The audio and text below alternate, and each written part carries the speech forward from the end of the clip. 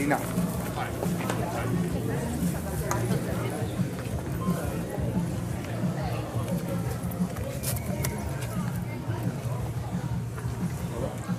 Vado? Provo, 1, 2, 3.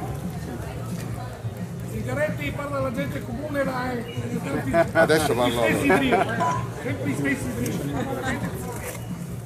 Uno degli appuntamenti elettorali di una campagna elettorale legata alle europee, ma che guarda anche al futuro di questa politica italiana? Sì, per parlare alla gente comune, perché c'è un governo che aveva promesso la rivoluzione e la liberazione di questo paese e in 11 mesi invece è crollato il lavoro, è crollata la produzione industriale, sono crollati i fatturati delle aziende, c'è crollata la fiducia nel commercio, negli artigiani, in tutto quello che erano le voci positive di questo paese sono state azzerate, perché c'è ormai un perenne conflitto, una perenne conflittualità tra chi preferisce le poltrone del potere a fare qualcosa di utile per questo nostro paese. E quindi bisogna reagire, bisogna combattere, perché noi abbiamo in testa esattamente un'altra idea d'Italia, quella che riprende le politiche per il lavoro, sulla sostenibilità ambientale perché può essere un grande fattore per creare lavoro, l'Italia che finalmente rimette gli incentivi per le nostre imprese per esportare nel mondo, è l'Italia che vede nella scuola, l'università, la ricerca l'unica possibilità di avere ragazze e ragazzi liberi nella loro vita e non subalterni a chi sta studiando ora in Cina o in America, tutti temi che sono scomparsi perché le forze di governo, Lega e 5 Stelle, litigano ma non si dividono mai. Ecco. È bene chiarire che chi vota Di Maio vota Salvini, questo non è una cosa che si deve dimenticare, chi vota Salvini vota Di Maio. E il centro-sinistra?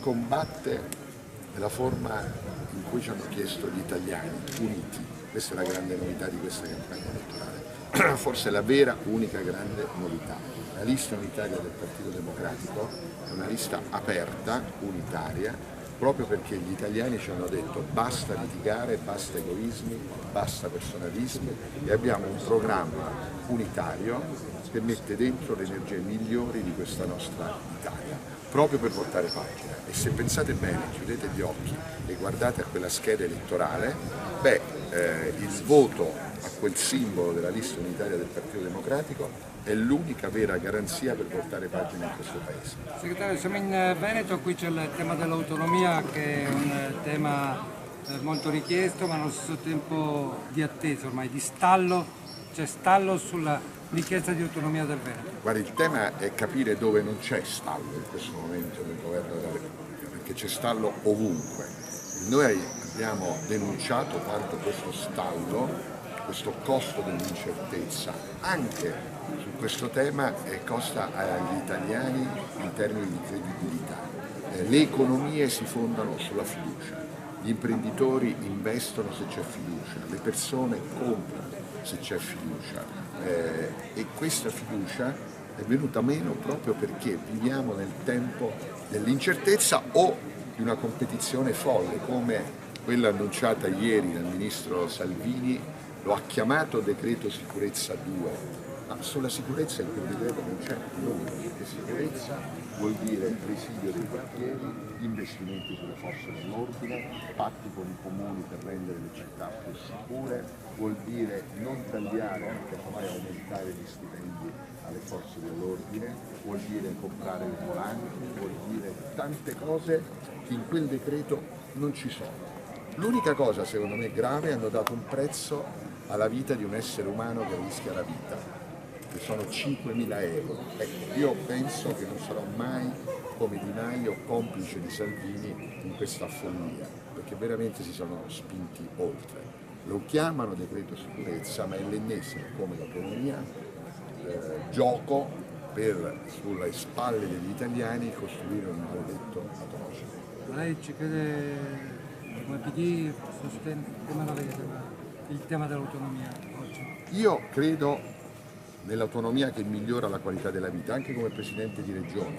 Ci sono tante materie che se delegate alle regioni possono facilitare e rendere più competitiva questo Paese, che però non dimentichiamoci mai deve competere con la Cina, deve competere con la Russia, deve competere con gli Stati Uniti d'America, quindi sì all'autonomia che rende più competitiva l'Italia, no a idee che l'Italia invece la distruggono, perché anche questa è una presa in giro. Ci sono 1.200.000 cinesi che sono i nostri competitori e con un'autonomia che salva l'Italia io penso che siamo addirittura più forti con l'Europa.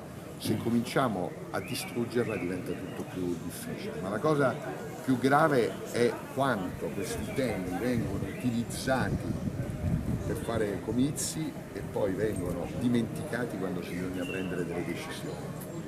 Un'ultima domanda, non so se vuole rispondere oggi è morto una figura politica che aveva un grosso significato in Veneto, ma non solo, Gianni De Michelis. Lei come vede questo passato storico e nella realtà di oggi, o come può ricordare Gianni De Michelis?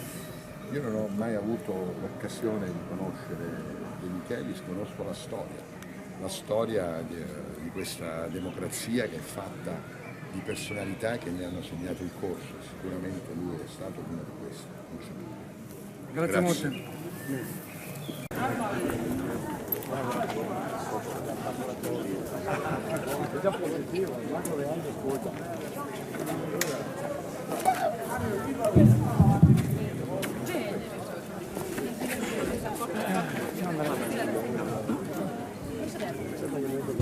Allora, buongiorno a tutti e grazie innanzitutto per essere qui a Portogruaro un sabato pomeriggio in cui il tempo per fortuna ci sta aiutando a svolgere questa bella iniziativa.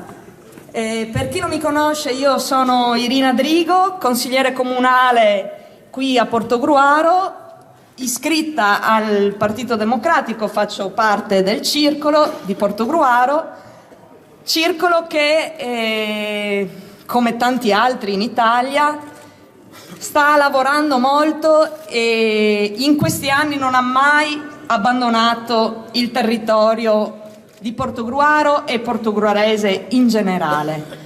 Perché dico questo? Perché ci stiamo avvicinando alle elezioni europee, che sono certamente un importante appuntamento, ed è per questo che abbiamo invitato il segretario del Partito Democratico Nicola Zingaretti qui con noi oggi pomeriggio.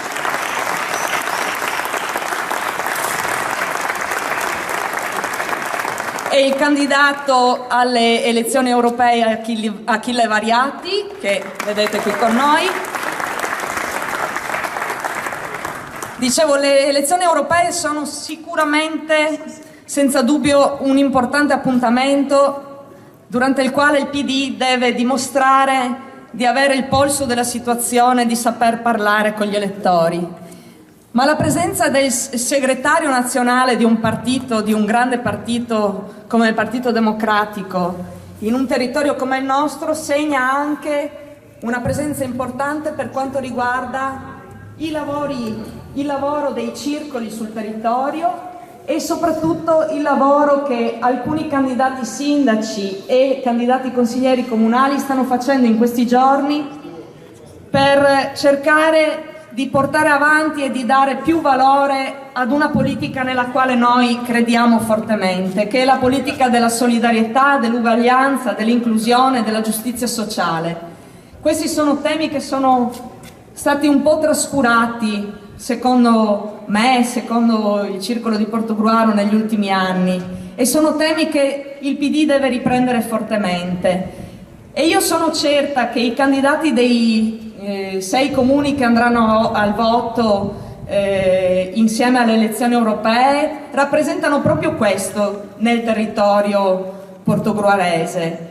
Vi elenco brevemente i comuni che andranno al voto: sono Annone Veneto con Andrea De Carlo, Cinto Caomaggiore con Gianluca Falcomer, Concordia Sagittaria con Franco Zanon, Fossalta di Portogruaro con Alvise Innocente, Teglio Veneto con Mario Geremia. Alcuni di questi sono anche presenti qui oggi e io credo che la presenza di Zingaretti e la presenza di Variati qui sia anche una grande spinta per loro per continuare a fare il grande lavoro che stanno facendo in questa campagna elettorale e segna e testimonia il supporto del Partito Democratico a questo tipo di politica, quella che vi ho appena detto, contro quel sentimento di odio e quel rigurgito fascista che sempre di più sta dilagando nel nostro paese. Io l'ho detto il 25 aprile quando abbiamo fatto un pranzo con 150 persone per festeggiare la festa della liberazione. Io non voglio un paese rappresentato da un ministro degli interni che festeggia la Pasqua con un mitra in mano. L'Italia non si merita questo, il nostro paese non si merita questo, i nostri comuni meritano amministratori locali preparati che hanno senso del bene comune. Ed è per questo che oggi ci troviamo qui per dare forza a questi valori. Insieme a me c'è il nostro rappresentativo e devo portare anche a Elisabetta Guarnini, anche lei candidata alle elezioni europee, alla quale poi daremo la parola. Ora invece lascio 2 minuti a Tommaso Anastasia, come dicevo, uno dei candidati consiglieri al comune di Teglio, che è iscritto al Partito Democratico al Circolo di Teglio, che ci introdurrà la giornata invece più sui temi dell'Europa. Grazie a tutti e buona giornata.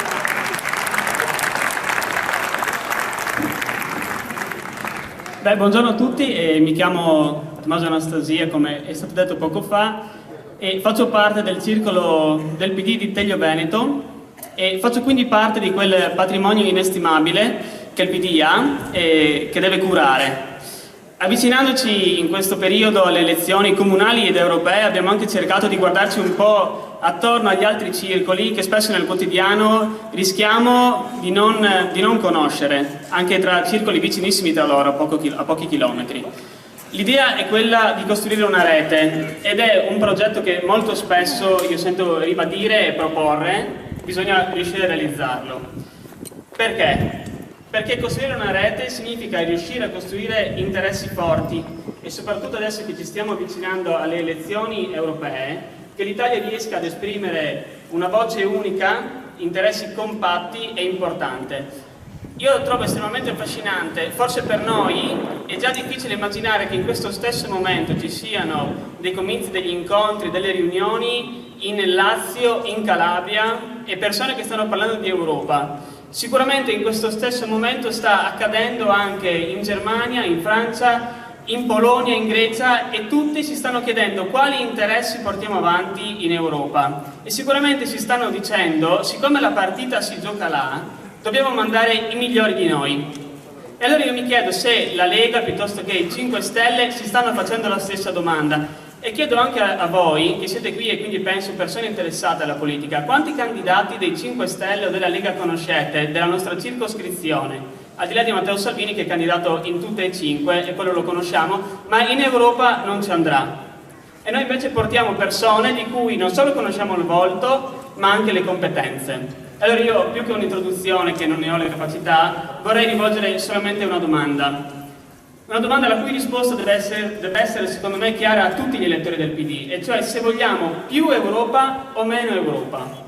E io penso che già persone eccellenti abbiano risposto a questa domanda e penso ad Altiero Spinelli che praticamente il giorno dopo la fine della seconda guerra mondiale è andato da un amico, probabilmente gli ha detto: a me piacerebbe unire l'Europa, unire tutti gli stati europei.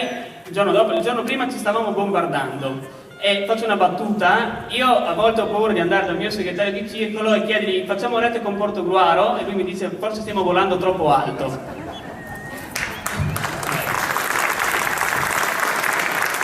E un'altra persona che ha dato delle risposte eccellenti è stato Mario Draghi nel suo discorso di Bologna, e tutti i nostri capi di Stato, tra cui Mattarella qualche giorno fa, quando ha detto l'Europa è l'idea migliore che abbiamo avuto. Quindi la domanda che io lascio in sospeso, e passerò la parola a Elisabetta Gualmini, è: che cosa vogliamo dall'Europa? Avariati. Che cosa vogliamo dall'Europa? Che significa? Quali competenze gli diamo e a cosa rinunciamo? Grazie.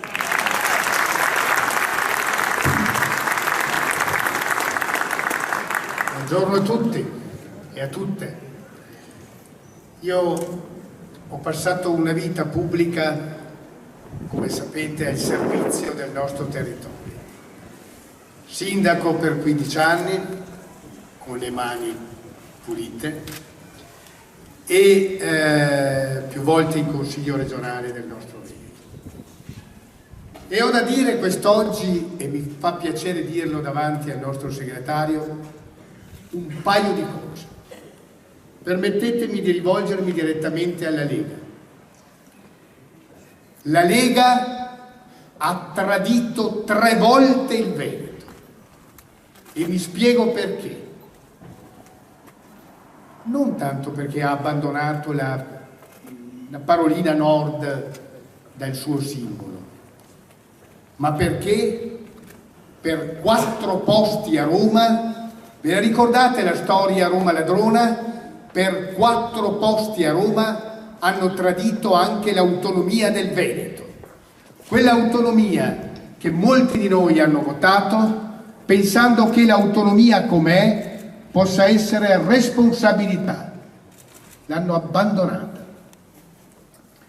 Sono degli incapaci perché a Roma avrebbero dovuto lavorare in questo anno sui livelli essenziali delle prestazioni per assicurarli nel Paese e poi consentire in un'ottica di responsabilità nell'ambito di un'autonomia di fare meglio a costi inferiori.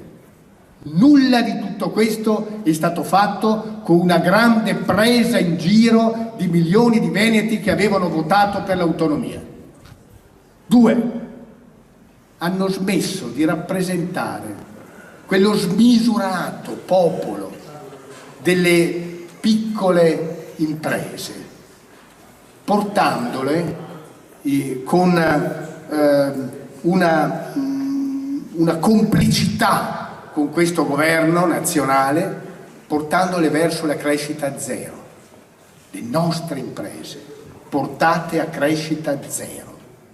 E una miriade di imprenditori, quelli che attivano l'export e quelli che vivono di mercato domestico, sempre più in difficoltà. E ancora, hanno tradito una terza volta il nostro Veneto perché lo stanno attivando in un'ottica di chiusura verso il mondo, facendo diventare noi una specie di fortino sotto assedio che non lo siamo mai stati nella nostra storia, mai stati. Noi veniamo dalla Repubblica Serenissima, quella che aveva aperto al mondo, e siamo orientati verso il mondo. Questa gente che ci sta chiudendo, ci sta rovinando. Ecco perché dobbiamo agire. E quella bandiera, vi dico la verità, quella bandiera nostra del Veneto, che sventola anche nei nostri edifici pubblici, non la possiamo più lasciare in mano ai leghisti, perché quella è una bandiera di identità, anche nostra, tradita in questi anni. Noi dobbiamo avere la schiena dritta, cari amiche, cari amici, cari compagne, cari compagni, schiena dritta.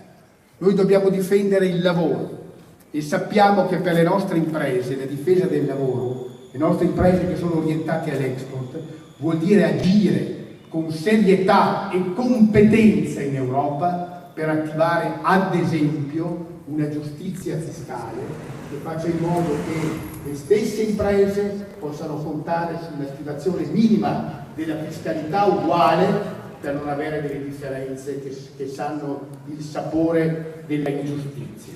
Siamo per il salario minimo, perché non è possibile che in Europa il Lussemburgo abbia 1950 euro di salario minimo e da altre parti 280 euro di salario minimo. Abbiamo bisogno che ne dica questo incompetente che abbiamo alla guida del Ministero degli Interni, abbiamo bisogno di serietà e di lavoro.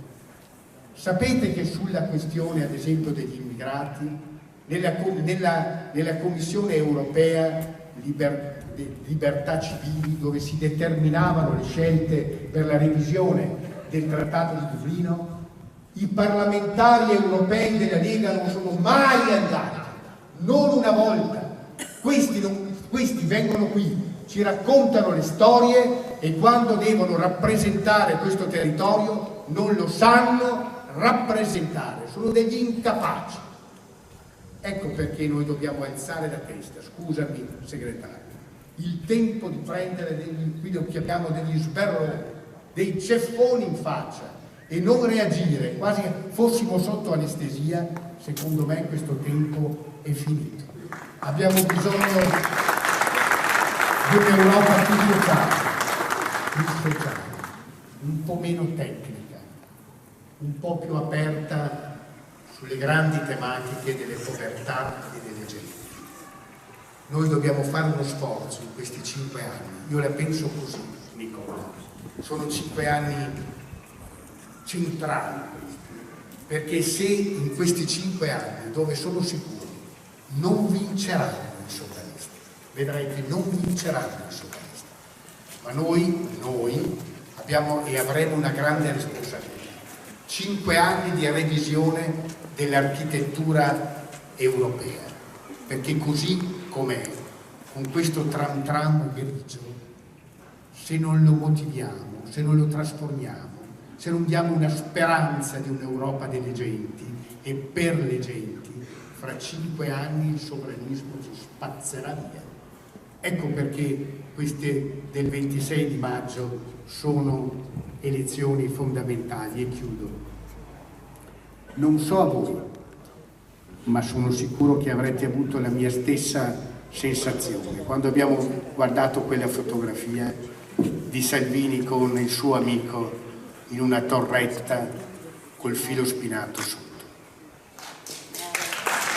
Un brivido. Quanta responsabilità abbiamo, Nicola, quanta responsabilità abbiamo. Noi abbiamo una generazione di giovani che non hanno neanche conosciuto l'abbattimento del muro di Berlino e hanno un'idea ovvia dell'Europa.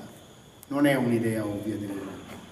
Per quei giovani che dobbiamo sempre più far crescere in un'ottica di mondialità, dobbiamo assicurare un'Europa equa, più vicina ai problemi veri dei cittadini, ai quali, Nicola, noi dobbiamo parlare con il linguaggio dei popolari, non dei populisti. Troppi professori attorno a noi che parlano linguaggi lontani.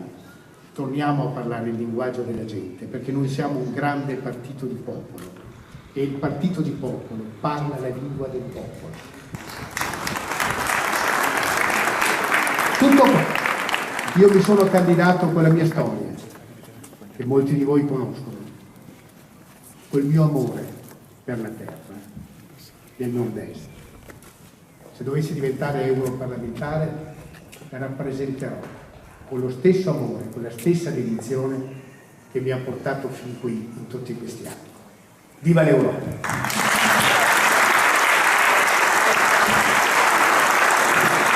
Allora, buon pomeriggio. Torno in Veneto, qui a Portogruaro. A Portogruaro è la prima volta in questa campagna elettorale. In Veneto ho già girovagato per diverse città e per diversi territori e vi ringrazio molto per la vostra generosa accoglienza. Ringrazio naturalmente il segretario Zingaretti, insomma, accanto al quale mi sono schierata con molta convinzione, soprattutto dopo l'esito delle elezioni del 4 marzo e anche grazie al fatto che Zingaretti è stato uno dei primi a dire non aspettiamo un anno prima di fare il congresso, facciamo questa cosa che significa confronto tra posizioni e scelta di un nuovo segretario. E poi ringrazio la vostra segretaria, ma anche Achille Variati, con cui stiamo condividendo appunto un percorso insieme in questa importante battaglia. C'è un filo rosso che unisce noi tre, e quindi Zingaretti, Variati, Gualmini. Il filo rosso è la competenza sull'amministrazione, quindi tutti e tre abbiamo avuto e abbiamo esperienze di amministrazione del territorio. Amministrare vuol dire reggere il timone, no? E muovere il timone a seconda dei bisogni e delle necessità dei cittadini e delle cittadine. Io vengo dall'università, alcuni di voi mi conoscono, sono un professore universitario, ma non uno di quelli che citava Variati, che parla solo in modo astratto e teorico, insomma. Ho studiato molto all'estero, ho conseguito un dottorato in giro per il mondo, poi ho insegnato in Bocconi e infine all'Università di Bologna. Mi sono appassionata alla politica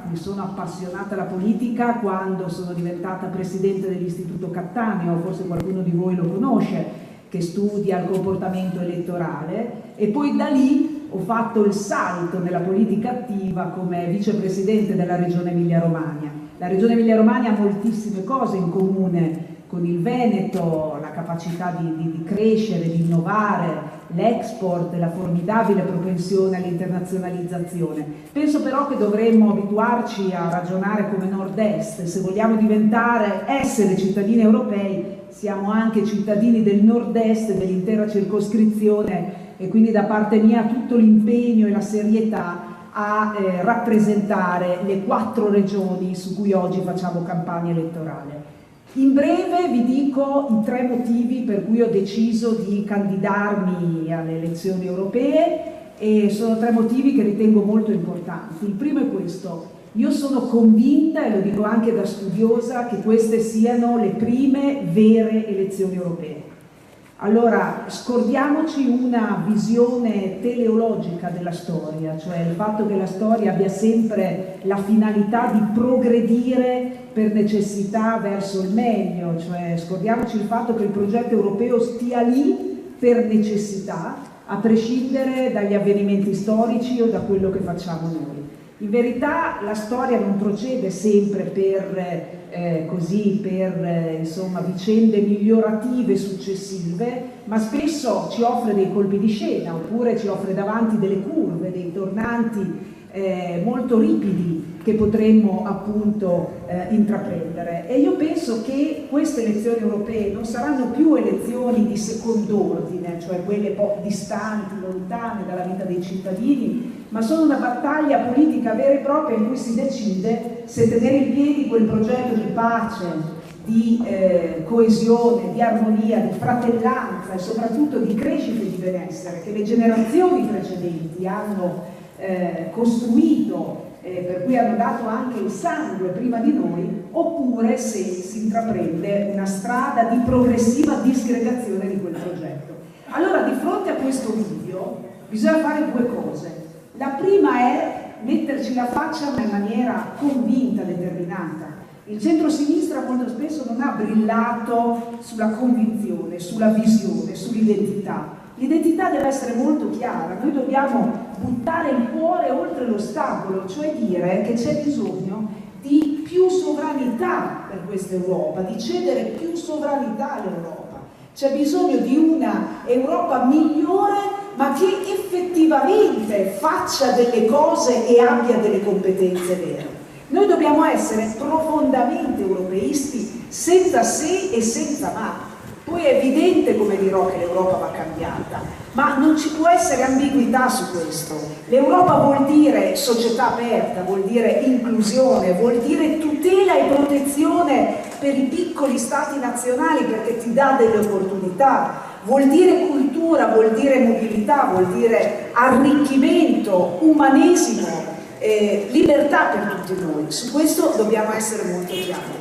Secondo, mandare delle persone che in Europa ci stiano, che abbiano un minimo di competenza per poter leggersi, studiarsi le cose, stare lì in maniera molto seria, contro il dilettantismo imperante che ci circonda. Ci sono libri che scrivono la fine della conoscenza, la conoscenza ormai è nascosta sotto il tappeto, anzi chissà viene visto come potenzialmente un marziano. Bisogna piantarla, perché non è vero che uno vale uno. La rappresentanza è un compito altissimo e importantissimo. Io voglio essere rappresentato da uno più bravo di me, che sia in grado di portare le istanze dei cittadini e che sia in grado di dare delle risposte. Questa è la rappresentanza, non è un gioco. Non è un gioco per cui fai piazza pulita di tutti i corpi intermedi, di tutto quello che complica la vita, e io leader mi rivolgo dicendo delle stupidaggini o delle sciocchezze direttamente a te cittadino per lisciare il pelo o per semplificare cose complesse. Secondo motivo per cui mi sono candidata, la concretezza del progetto europeo. Cominciamo a dire, chi di noi ha esperienza di amministrazione sa quanto le risorse europee pesino sulla vita dei cittadini. La Regione Emilia-Romagna riceve circa 4 miliardi di fondi europei, un terzo del suo bilancio, finanziamo la formazione, finanziamo moltissime innovazioni sulle imprese, molta innovazione sociale. La Regione Toscana finanzia gli asili nido col Fondo Sociale Europeo, tanto per farvi un esempio. Noi abbiamo scovato tra le pieghe del Fondo Sociale i contributi per i centri estivi alle famiglie, dall'anno scorso lo facciamo, 1 mese per ogni figlio. Questa è la concretezza del progetto, ma è chiaro che qui serve un cambiamento. Allora il progetto europeo è nato fortemente squilibrato sulla dimensione economicista, sulla dimensione tecnicista, iperregolativa, il diametro dei cetrioli, delle banane, Juncker che si appella al Parlamento unito in sessione plenaria disquisendo sull'ora legale, mezz'ora in più, mezz'ora in meno, chi si sveglia prima, chi si sveglia dopo. Questo non può funzionare. Allora o l'Europa sarà un'Europa sociale, un'Europa dello sviluppo sostenibile, o l'Europa non sarà, perché non crei cittadinanza sulle regole astratte, sullo zero virgola, che pure sono importanti. Crei cittadinanza e identità sull'appartenenza. L'appartenenza si crea tenendo dentro le persone, prendendosene carico e facendo capire che quell'Europa risponde in qualche modo ai tuoi bisogni di cittadino, o che ti dà un progetto di umanesimo liberale in cui tu ti senti inserito e ti senti spinto verso una condizione migliore. Allora qui guardate, io penso che il centro-sinistra abbia anche fatto degli errori, diciamo lasciando troppo il tema della redistribuzione, della giustizia sociale ad altri partiti. Se la destra si appropria del tema della protezione sociale, perché così è stato, non va bene, vuol dire che noi abbiamo perso dei colpi. Se analizzate il voto del 4 marzo in Italia spaccata a metà, al sud il voto ai 5 Stelle con una richiesta urlata di maggiore protezione economica sotto forma di reddito di cittadinanza, al nord una richiesta urlata di protezione sotto forma, voto alla Lega, di paura degli stranieri, di quelli che ci prendono il welfare, di quelli che toccano le nostre abitudini culturali, la nostra identità più profonda. Allora di fronte a queste richieste, a questo urlo di protezione, bisogna esserci e non bisogna neanche prendere in giro i cittadini o dire loro che sono ignoranti, perché no, chi fa politica deve mettersi alla stessa altezza e capire quella richiesta.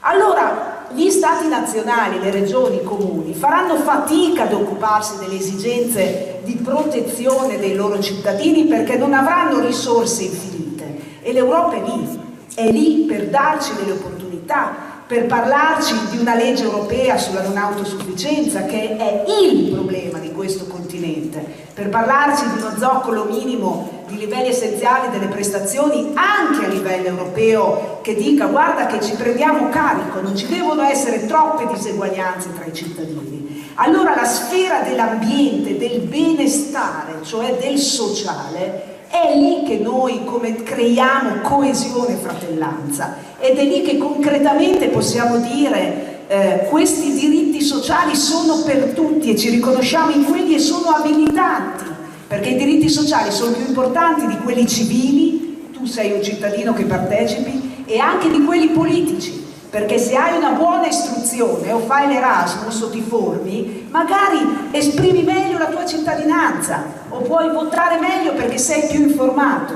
Quindi un'Europa che guardi negli occhi le persone e che si occupi di loro. Terzo ed ultimo motivo, c'è una battaglia politica da fare. C'è una battaglia politica da fare sulla nostra identità. Guardate, la politica non è solo tecne, non è solo risposta tecnica a problemi, ma è anche visione, è utopia, è idillio, dicono alcuni. Qui c'è da riprendere in mano quel sogno di armonia, di fratellanza e di inclusione che l'Europa rappresenta. Io mi vergogno di essere in un paese in cui gli atleti africani non possono partecipare alla maratona di Trieste, mi vergogno di essere in un paese in cui ad una famiglia di origine sinti che ha tutti i diritti di entrare in una casa popolare vengono urlate le peggio cose indicibili, e per fortuna fortuna che in questo caso Raggi ha risposto e ha fatto il sindaco e ha fatto bene. O mi vergogno di vedere che i panini dei bambini rom vengono calpestati sotto i loro occhi perché non li si vuole da un quartiere all'altro, che colpano 33 minori. Allora guardate, c'è un problema di fondo, l'identità. Qui non si costruisce sulla base di una differenza tra noi e loro. Non è così. L'identità si costruisce dalla concordia e dalla convivenza civile tra differenze. Esistono le identità multiple, c'è chi è cittadino di più paesi. Non nasce identità e progresso da separazione, nasce da commistione. Questo deve essere molto molto molto chiaro. E allora lavoriamo perché questa tendenza sovranista si sgonfi. Qui non siamo più al sovranismo, qui siamo al nativismo, che è qualcosa di ancora di più, che è quell'ideologia per cui noi dobbiamo stare insieme a quelli le cui caratteristiche fisiche ci assomigliano, perché se non ci assomigliano allora vuol dire che c'è qualcosa che non va. Stiamo superando ogni steccato. Quindi facciamo insieme una battaglia sui valori, con passione, con sentimento, con entusiasmo, perché ne va del futuro e del sogno che ci raggruppa tutti. Grazie. Grazie ad Achille, grazie ad Elisabetta.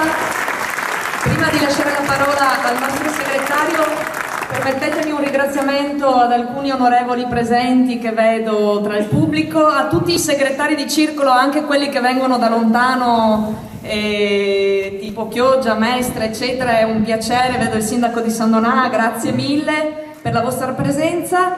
E adesso la parola al segretario. Grazie.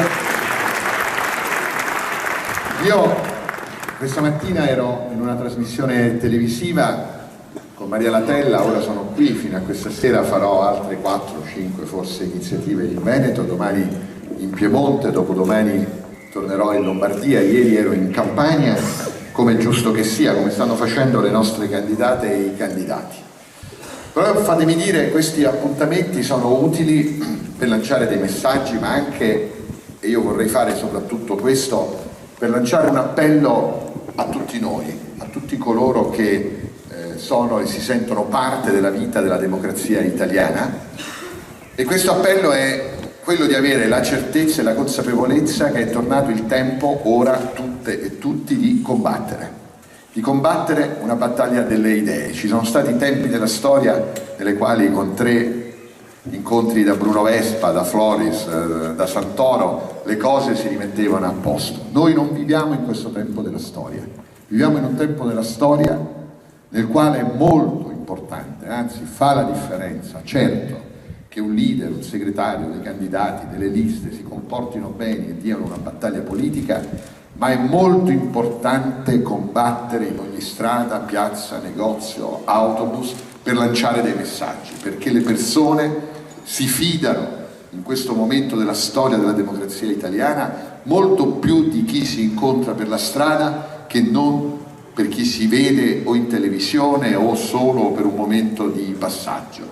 E la battaglia dovrà essere molto dura, perché la posta in gioco non è la vittoria o la sconfitta di un partito o l'elezione o meno di un candidato. No, dopo tanti anni siamo di nuovo in un tornante della storia dove ci si gioca il futuro di intere generazioni e probabilmente anche le caratteristiche stesse della democrazia che abbiamo conosciuto nel dopoguerra. Non è più uno scontro dentro la democrazia liberale nel quale centrodestra, centrosinistra, destra e sinistra combattono su programmi diversi. No, l'oggetto è che in Europa c'è un pensiero drammatico, il nazionalismo, che comincia a dire che la soluzione del problema è la democrazia liberale, è quello che abbiamo conosciuto, e dobbiamo passare dalla democrazia liberale, cioè da regole dentro le quali confrontarsi, alla democrazia della maggioranza, dove chi vince comanda e chi perde obbedisce a chi comanda. E noi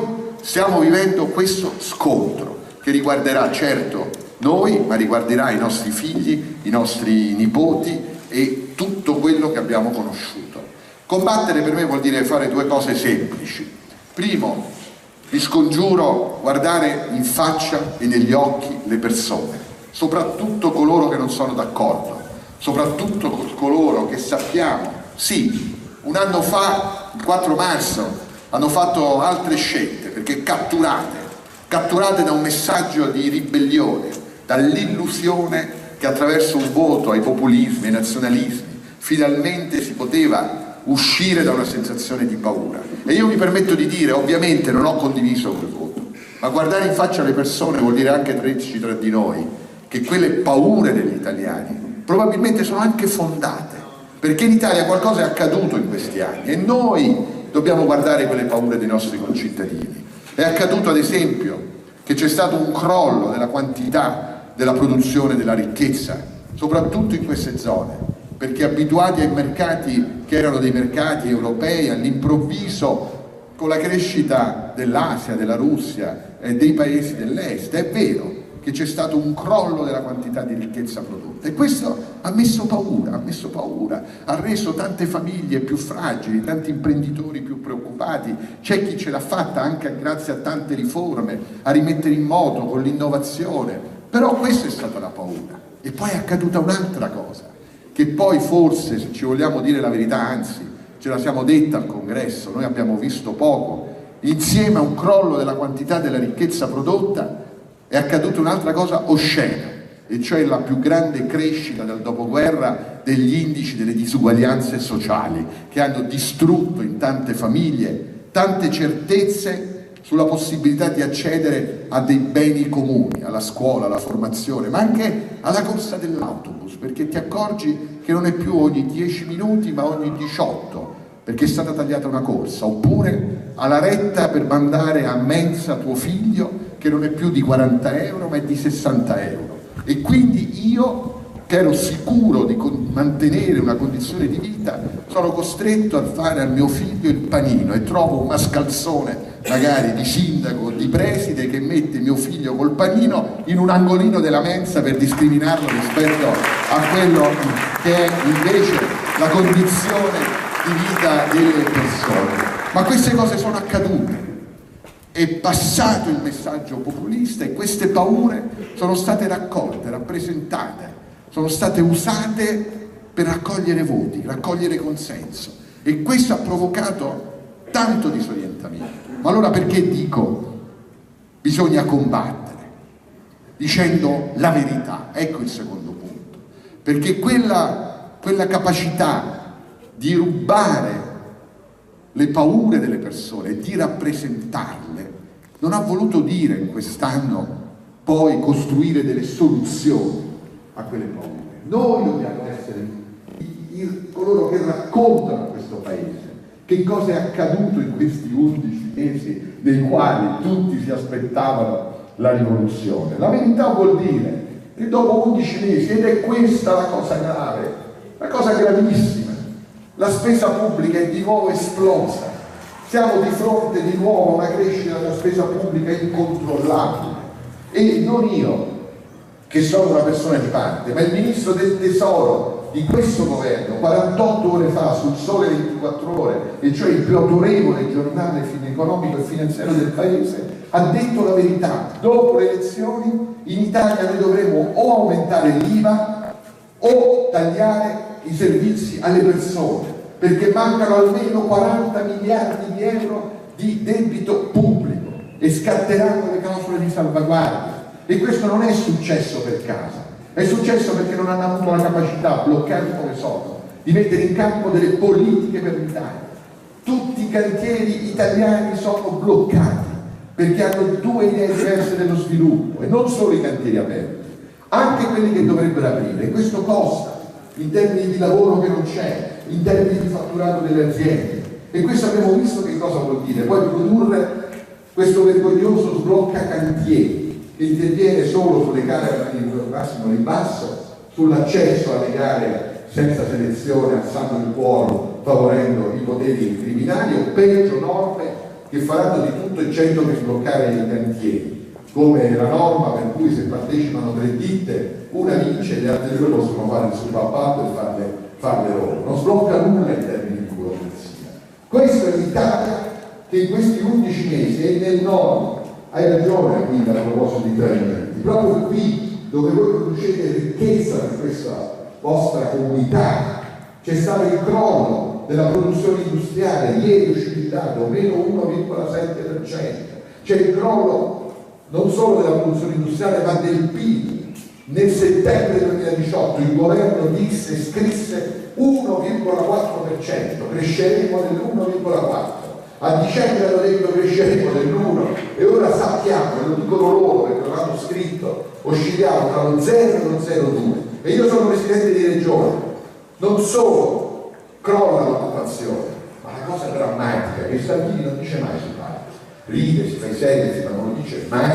Il dato drammatico che tutti i presidenti di regione hanno ricevuto, anche Zaia, e andatevelo a chiedere, è che l'altra settimana sono arrivati i dati della domanda di cassa integrazione a 0 ore che vengono dall'industria italiana, più 25% di domanda di cassa integrazione in questo paese, che vuol dire crescita zero, aumento della cassa integrazione, aumento della disoccupazione, crollo dei fatturati, crollo dei consumi e della fiducia. Vuol dire che noi stiamo andando verso una nuova drammatica catastrofe sociale e questo, vedete, dimostra una cosa molto semplice, che le idee di Salvini non sono fondate su un modello di sviluppo del paese, di una speranza che si può costruire, sono fondate solo su una cosa, e questa cosa è l'odio, la ricerca del capo espiatorio, la ricerca del nemico, che guarda caso è sempre il più debole e l'ultimo della scala, perché così si può colpire con più capacità. E questo non solo è immorale eticamente, ma la grande verità è che proprio in queste terre dovete raccontare ai medici che è sbagliata la cultura dell'odio, perché l'odio non produce lavoro, l'odio non produce benessere, l'odio non produce capillato delle aziende, l'odio non produce crescita delle nostre famiglie, l'odio, da quando esiste il riconoscimento politico di questo aspetto umano, che cosa ha prodotto? Ha prodotto quello che abbiamo conosciuto, ha prodotto fragilità, solitudine, disperazione. Noi siamo diventati un grande paese moderno, il settimo paese manufatturiero del pianeta, anche grazie ai veneti, soprattutto perché abbiamo costruito un periodo di democrazia con momenti difficili, ma dentro il quale l'inclusione era l'imperativo, non uccidere o discriminare chi sta peggio di te. No, ognuno, dice la Costituzione, dia quello che può dare a seconda delle proprie possibilità. Ecco qual è la grande battaglia. Sì, hanno catturato i voti raccontando i problemi e catturando le paure, ma io vi prego di dire e di combattere proprio su questo, perché la differenza tra noi e loro questa volta è questa, divide in due l'Italia e noi dobbiamo combattere. Loro sono quelli che raccontano i problemi che creano le paure, noi siamo quelli che vogliono risolvere i problemi che creano le paure alle persone, e questa è la differenza che deve vivere nella battaglia politica. E questo vuol dire tante cose che ci devono chiamare alla battaglia, perché ora sull'Europa la novità è il nazionalismo. Ma di che cosa stiamo parlando? Noi siamo un paese che deve competere con la Cina, 1,2 miliardi di persone, la Russia, anzi, con dei mercati che, se fossimo ben attenti, possono dare alle nostre aziende, alle nostre industrie immense possibilità, perché nel mondo aumentano i ricchi e aumentano anche i ceti medi, in Cina, in Russia, negli Stati Uniti d'America, nei paesi dell'est, e quindi ci sono più compratori nelle nostre aziende, e quindi noi avremo bisogno di un'Europa che capisce questo, si unisce, combatte e cerca di aggredire questi nuovi mercati, non del nazionalismo, e cioè dell'isolamento.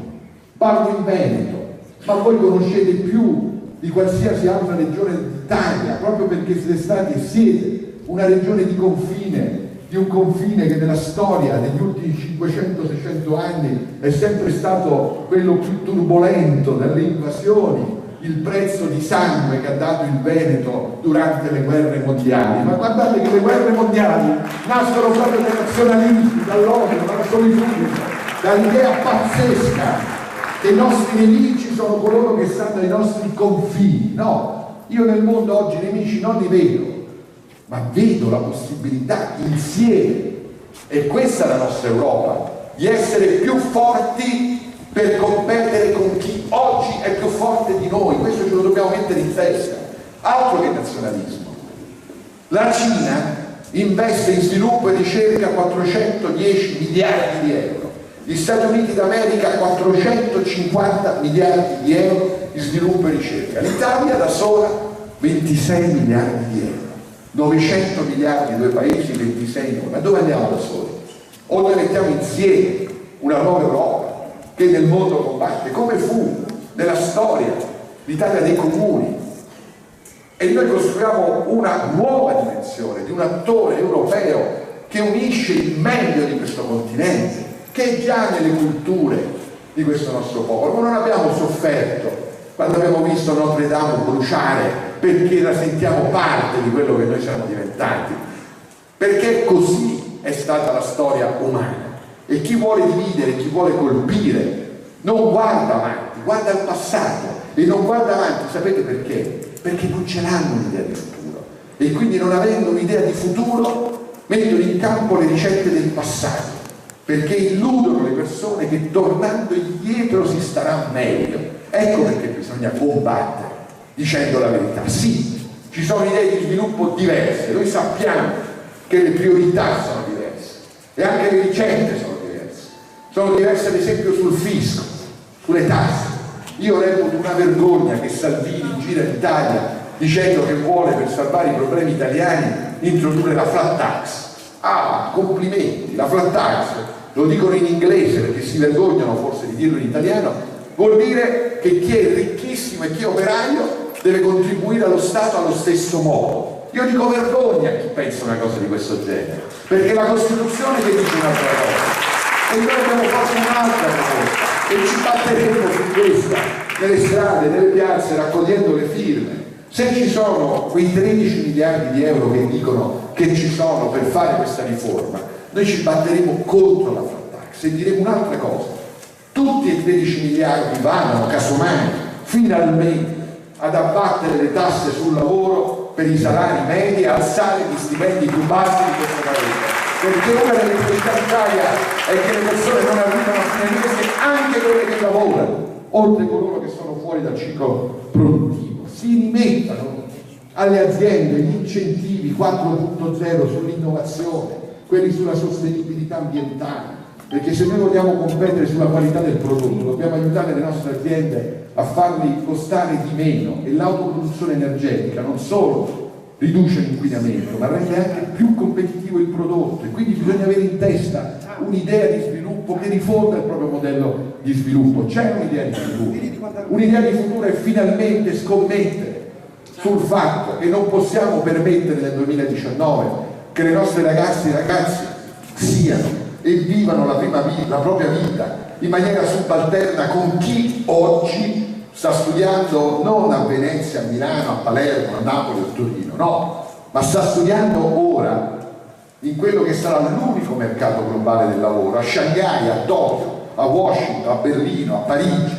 E quindi noi diciamo, perché vogliamo e amiamo i nostri figli e amiamo questo paese, amiamo le nostre comunità, noi dobbiamo dire che il futuro lo si garantisce solo se si apre il più grande investimento del dopoguerra sulla scuola, la formazione, l'università, la ricerca, per dare alle nuove generazioni una prospettiva.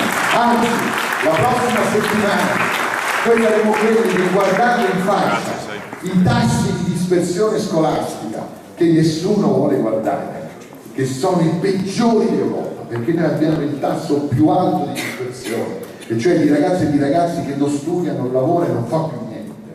Beh, noi metteremo in campo la proposta di mettere 4 miliardi di euro che avanzano ora da questo provvedimento di quota 100 per introdurre un concetto semplice e giusto, che chi sta sui 30.000 euro di reddito, dall'asilo nido fino all'università, i figli non devono pagare nulla per essere formati. A cosa serve? Perché il diritto alla formazione per tutti e per tutti. Ecco perché ci serve l'Europa e perché dobbiamo combattere, perché non ce la facciamo da soli. È l'opposto di quello che sostengo. Il nazionalismo di Isola e ti chiude in una torre. Quello che non funziona in Europa è l'Europa che è rimasta delle nazioni. Sapete perché siamo isolati sull'immigrazione? Che ne dica questo signore? Noi siamo isolati perché l'immigrazione non è un tema europeo, ma rimane in mano ai governi nazionali. E quindi le politiche della Commissione del Parlamento non contemplano l'immigrazione. E quanto mai nelle sedi della discussione dei governi rimaniamo soli, soprattutto perché gli amici di Salvini nazionalisti bloccano qualsiasi intervento sull'immigrazione.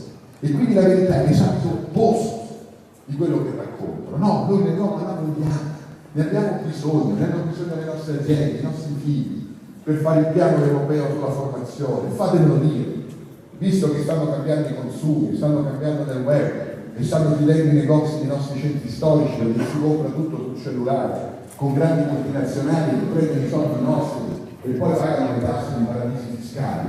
Noi vogliamo l'Europa e crediamo in quell'Europa che finalmente apre la guerra ai paradisi fiscali, anche nell'Europa, perché questo non è inaccettabile. Sarà dura, ma l'idea dell'Europa che abbiamo in testa. Ecco perché dobbiamo combattere, perché in realtà noi siamo dentro quotidianamente un tempo di, uso parole più civili da questo parco, volevo dire di bufale che vengono messe in campo per distrarre gli italiani, come quella che è successa ieri, il decreto sicurezza 2. Ma in quel decreto sicurezza non c'è niente della sicurezza. Il tema della sicurezza è un tema delicatissimo della vita delle persone, ma il tema della sicurezza è investimento sulle forze dell'ordine, vuol dire presidio dei quartieri più preoccupanti, vuol dire aumentare secondo me gli stipendi o gli straordinari, la polizia, i carabinieri, intervenire, investire sull'intelligence, mettere più commissariati, far sentire le persone sicure, rifare i patti con la sicurezza con i comuni per mettere le telecamere lì dove le persone si sentono isolate, non ce la fanno più. Politiche per la sicurezza vuol dire intervenire nei quartieri, riempiendoli di cultura, di sport. Noi abbiamo detto apriamo tutte le scuole italiane dando più soldi ai maestri fino alle 18 del pomeriggio per fare in modo che i quartieri non siano deserti e invece siano vissuti dalle comunità. Questa è la politica della sicurezza, no? Loro l'unica cosa che hanno messo dentro come vera e drammatica novità è qualcosa che io giudico incivile. La multa se salvi un essere umano in mare. Questa è la cosa. E hanno trovato anche il prezzo della vita. Ma se io vedo una persona, un naufrago che in mare sta morendo, ma mi posso porre la domanda se devo pagare una multa di 5.000 euro? Non c'è una regressione antropologica e culturale verso la quale vogliono portare questo nostro paese, verso il quale bisogna ribellarci? Ma che problema risolve per la sicurezza dei quartieri una follia di questo tipo, quando poi tagliano i fondi alla polizia e alla forza dell'ordine come hanno fatto? Ecco perché bisogna ribellarsi. E io lo dico anche, non solo a Salvini, ma ai furbi di 5 Stelle, a quel furbo di Di Maio, che ora ha preso la tattica di diversificare, di fare polemica, di sempre di distinguersi, eccetera, eccetera, eccetera. No, non lo accetto, perché io non accetto che si dica per catturare voti, è una vergogna che Salvini sia alleato con i neonazisti e poi con i loro voti in Parlamento farli fare il ministro degli interni di questa Repubblica. Perché c'è una furbizia di poco, non di questo atteggiamento. E stiamo pagando noi italiani, stiamo pagando tutti. E quindi bisogna combattere. E fatemelo dire, qui ci sono due candidati straordinari, di straordinaria qualità alle europee. Il Parlamento sarà diverso se vinceranno queste idee o le altre. Noi vinceremo, i nazionalisti non ce la faranno mai, tra le balle che raccontano. Ma noi dobbiamo mettere lì una bella Italia a rappresentarci. E fatemelo dire, chiudo, che questa volta lo possiamo fare veramente con tanta passione. Io, vedete, ho girato l'Italia, anche il Veneto, dal nord al sud, oramai da un anno, come un pazzo. E quando venivo nei quartieri, scendevo dalla macchina, incontravo le persone per strada che mi riconoscono e che mi dicono: ah, tu sei studente di Montalbano. Sì, anche ma soprattutto dal nostro popolo, da coloro che sta a casa, che non ha votato, e anche dalle tantissime che hanno votato. 5 Stelle o la Lega. Tutti, se c'era una parola che ritornava sì, dicono, va bene, noi torniamo. E sono andati tutti straordinari a votare ai gazebo, 1.600.000 persone, dandoci un grande segno di fiducia. Però vi chiediamo una cosa: unità, basta divisione, basta comunicazione, basta egoismi, basta comunicazione. Ed è questo il bello della lista unitaria del Partito Democratico. Abbiamo avuto l'intelligenza di capire che se il pericolo è questo, non c'è distinzione, divisione, egoismo che può giustificare o poteva giustificare andare nuovamente divisi. Certo, dietro un programma comune, con idee chiare comuni, per combattere insieme. All'inizio è stata dura, mi dicono ma non si può mettere Tizio con Caio nella stessa lista, Sempronio. Hanno idee diverse, certo che hanno idee diverse, ma meno male che hanno idee diverse. Ma chi è che può pensare di costruire un movimento dove tutti la pensano alla stessa maniera? Sarebbe drammatico. Il tema è un altro, che l'unità ha bisogno della cultura unitaria, del rispetto degli altri, della voglia di cercare il punto di mediazione. E di fronte alla battaglia più importante della storia d'Europa, noi abbiamo messo in campo un simbolo che, se chiudete gli occhi, e questo vale la pena combattere, se chiudete gli occhi e immaginate la scheda elettorale che gli italiani avranno in mano il 26, se quel simbolo vince, è l'unico simbolo che, se vince, dal giorno dopo Salvini e questo governo se ne vanno a casa, perché chi vuole rimane votando Salvini, perché dice che andare avanti 4 anni, e questo è quello che dobbiamo raccontare, assumendoci le nostre responsabilità, anche per gli errori se ne abbiamo commessi, però per aprire una nuova fase che indichi finalmente a questo Paese una prospettiva diversa, perché abbiamo iniziato a cambiare, abbiamo fatto dando dei segnali forti come la lista unitaria del PD, perché legittimamente dopo quel congresso avremmo potuto dire chiudiamoci noi stessi e con l'orgoglio di partito proviamo a vincere. Abbiamo detto no, proprio perché abbiamo vinto e proprio perché c'è una grande aspettativa, mettiamo in campo i migliori per vincere e per essere uniti. Grazie.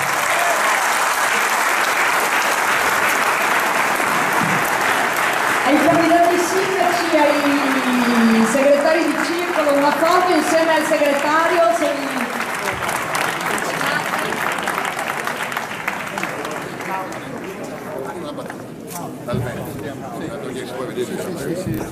Quando volete?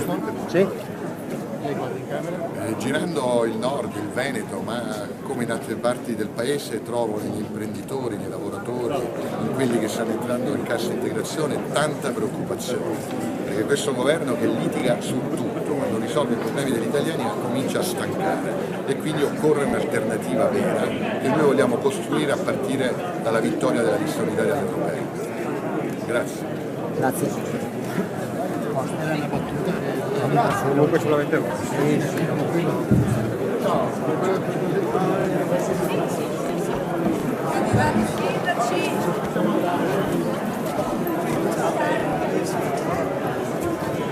Mario Geremia, che avevo visto, il segretario Favaron, Metropolitano, Marco, tutti i segretari di circolo. Mario. Ho fatto un selfie come Salvini.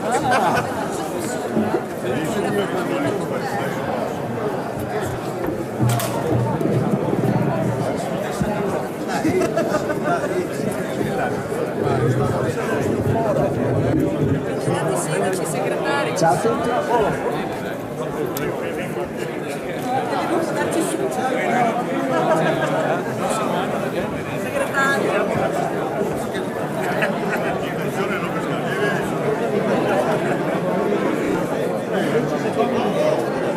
Neanche particolare possiamo.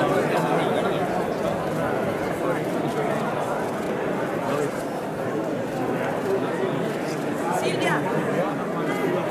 ciao a tutti, alla prossima. Ciao, grazie. Ciao a tutti, mi raccomando. Combattiamo. Grazie a voi.